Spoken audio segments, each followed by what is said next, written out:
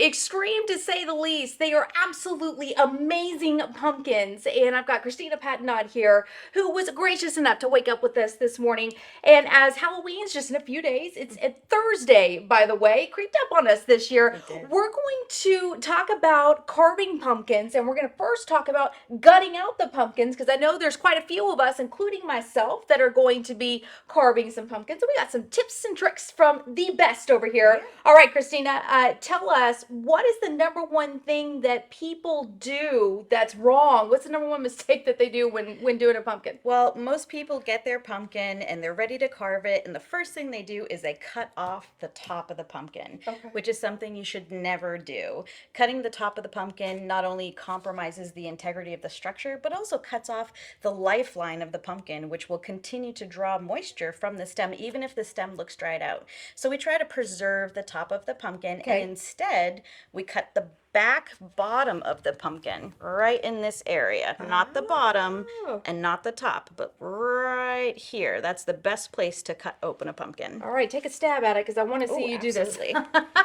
So I've always cut the top of it, and my mother has too, and I've learned something this morning. It's very common, but if you want your pumpkin to last, and it also, it looks more aesthetic, it's really better to just cut it in the side and the back. You can put your light right in there. Yeah. It's always better to use a light that doesn't produce very much heat. Okay. Because, the pumpkin's going to live longer if it's cold.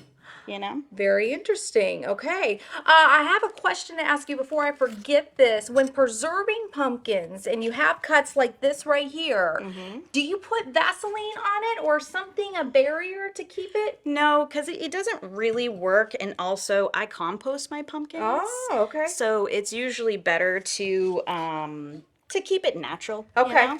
Very, very interesting. All right, so this is the pumpkin extraordinaire here, and she's got all sorts of designs, and she has been on Halloween Wars. You might have heard of it on Food Network, and I'm obsessed with it. So this has been a treat. All right, so we have learned something today about gutting and cutting out that pumpkin. The first step, cut it in the back, not in the top. That's something that I'm going to do this week, and I know my mother is watching, so she is going to do this as well. All right, we've got some tools to talk about here, and I mean, when you're carving pumpkins, what are the basics for you?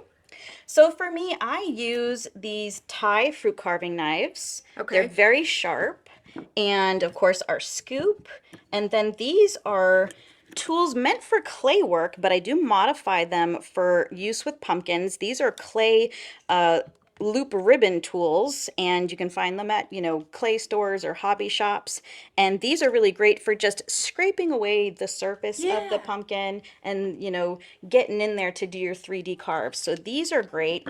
And then some simpler items that you might have around the house that could help you do a more unique carve, something like a melon baller. These melon ballers are super great for just doing simple eyes on a pumpkin, and a lot of the times doing eyes really just helps bring the pumpkin to life. You can take this, turn it around, and pop it right back into the spot it was in, nice and snug, just like that. How about that? Very, very cool. You guys, I'm learning so much already about pumpkin carving for this Halloween week here at the station. Sade, look how great this is. Look how amazing this is. We can't do anything like this at all. So this is a treat.